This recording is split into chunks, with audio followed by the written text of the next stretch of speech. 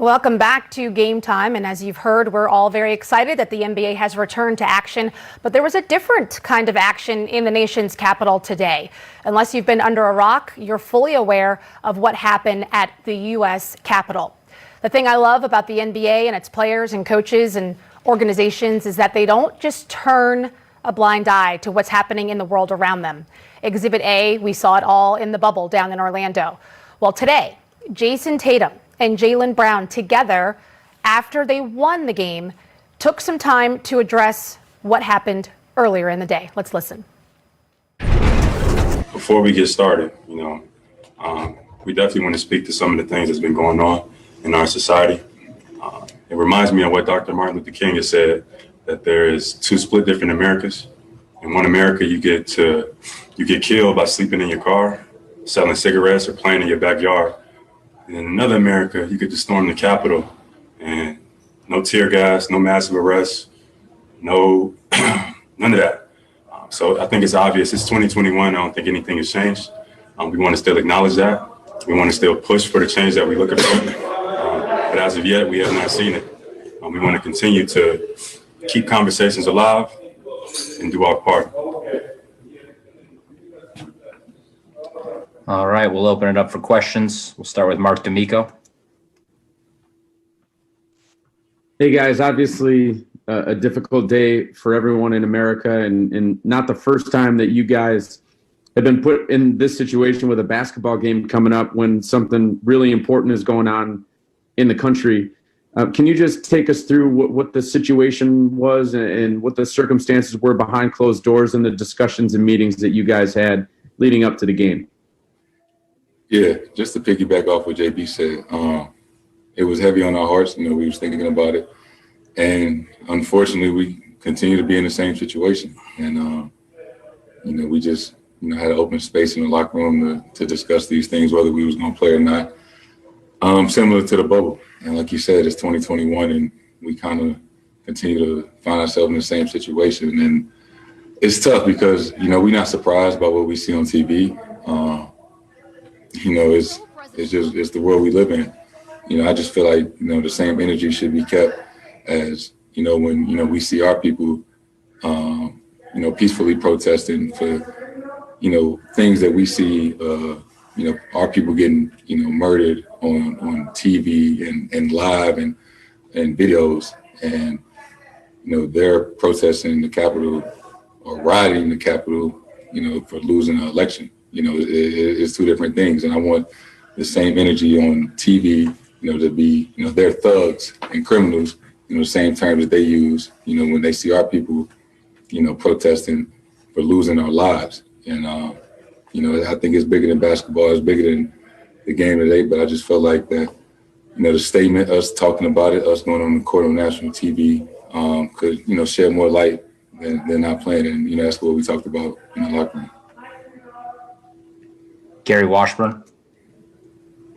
For either you two guys or both, how do you manifest your anger into something positive?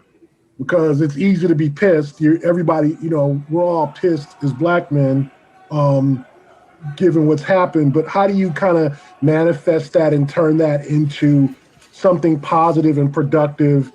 Especially you guys are role models, et cetera. How do you kind of do that? That's tough to be so young and angry and justifiably angry, but then try to not let the anger bother you or get to you.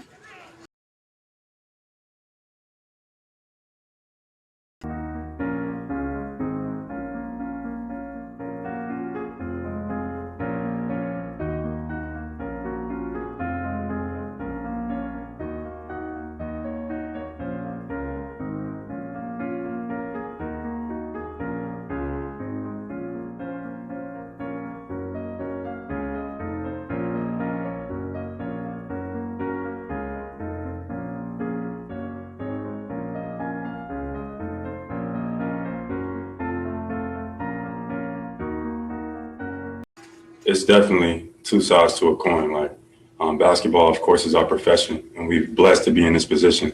But we're also, men. We also are fathers or members of our community as well. So when they hurt, we hurt, and we want to continue to be a voice for the voiceless. But sports is often used as a way to lift people up. It's a way to spread joy, and that's a decision that we came out here today with, and hopefully we got the win and we spread some joy today. Jared Weiss. You guys had these similar discussions back in the bubble when the Jacob Blake shooting happened. How did going through that process before help you come to your decision tonight? And also, what made you guys want to come out here together and speak and stand together?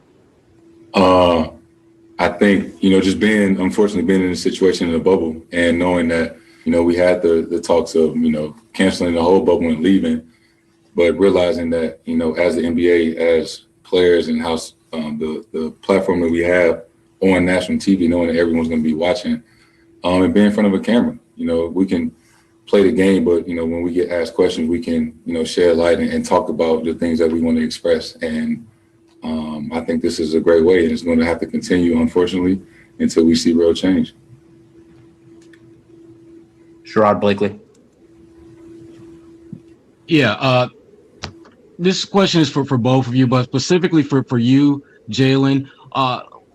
What we're talking about happening at the Capitol building, what we saw happen with the shooter of Jacob Blake, and you contrast that with the elections in Georgia and how those turned out and how you guys played a role in, frankly, moving people to be more engaged in the civic process of voting. How do you compartmentalize all those different emotions? Obviously, the joy of seeing more people be participating in the voting process, but still the issues that you see happen at the Capitol building, and obviously Jacob Blake's shooter not being charged. How do you compartmentalize the emotions that all those things kind of bring about and create? Like Jason said, I don't think any of us was really surprised, that the ruling or that what happened transpired today. I think that America is kind of built on a lot of racism. That's the foundation, and we don't even flinch or shift at any of those ideas. So I think it was common sense for a lot of people to be upset and things like that. So all of us felt the same way, but using this platform that we have is important to us. We are role models. We are members of our community. We do have people looking up to us, and we want the next generation to know where we stand. We want the next generation to know, like, hopefully it's better than this one. So we want to continue to keep those conversations alive. We want to compartmentalize, but at the same time, we want to voice our opinions through the media, through our platforms, through our influence, to let people know, like, this is not okay. It's people that have lost their lives that we feel like shouldn't have lost their lives, regardless of the situation. I think deadly force should be the last result in terms of handling, an equation or a problem, and that's what we stand on. I think that we seeing too many people on camera losing their lives, and we have to explain that to our nieces, our nephews, and it's hard looking at them and telling them that it's going to change, and it's not. So we want to just continue to keep having those conversations. As athletes, our responsibility is more than just being a basketball player. We're not here to just entertain and then go home. Right? We are members of our community. You're a member of St. Louis or Duke or whatever, and you got people that's watching and looking up. So let's try to use our platforms for good and inspire some great change. How do you keep yourself inspired when you see these things keep occurring over and over and over again, and you guys take a position and you take a stance? And when I say you, I'm talking about NBA players in general. And yet it seems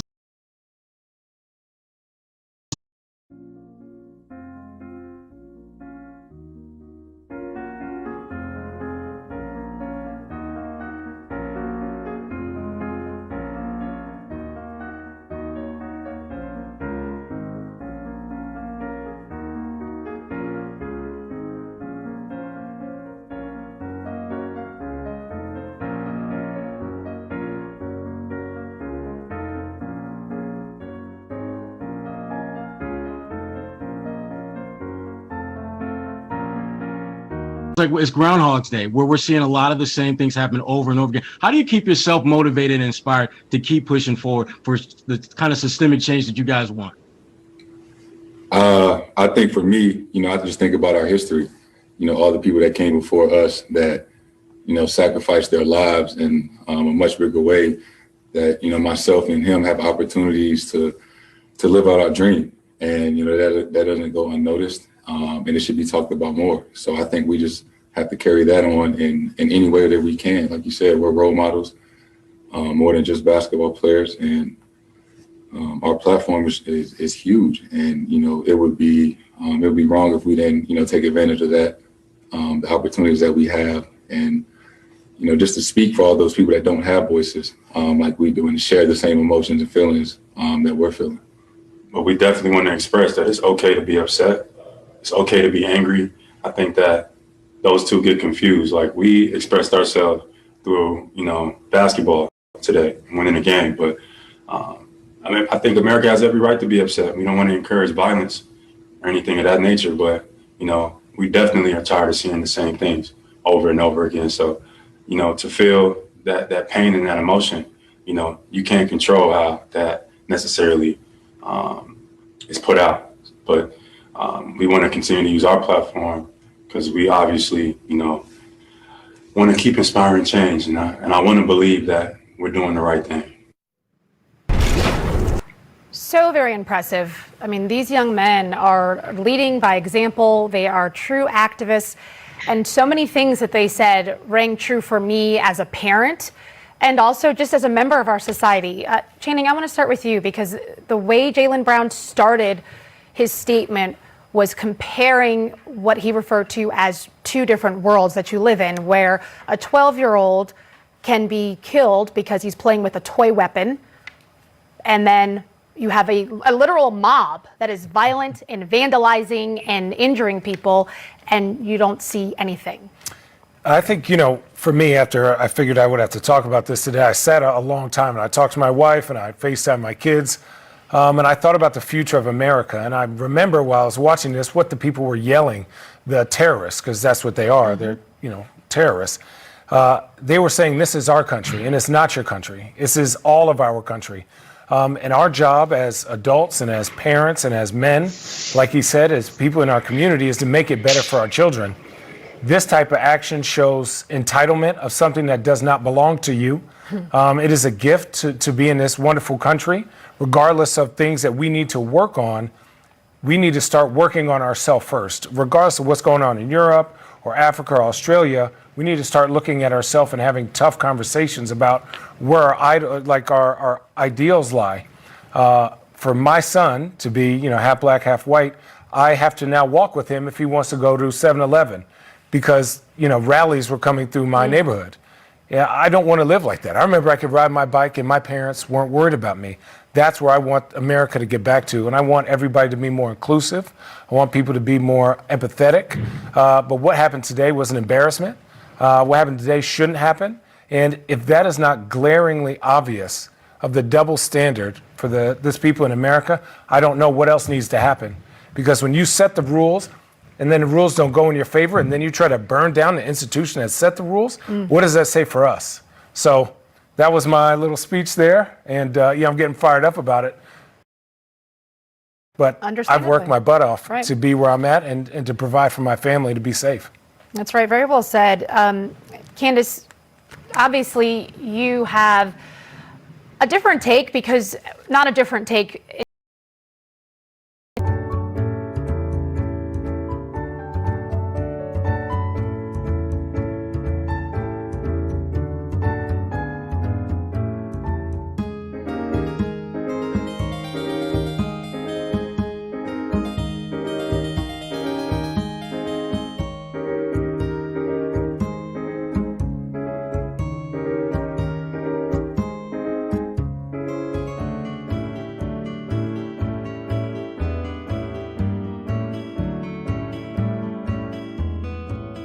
In terms of what you believe in, but just a different perspective because you are an active athlete. You have a tremendous platform and you used it to the fullest of your ability over the summer.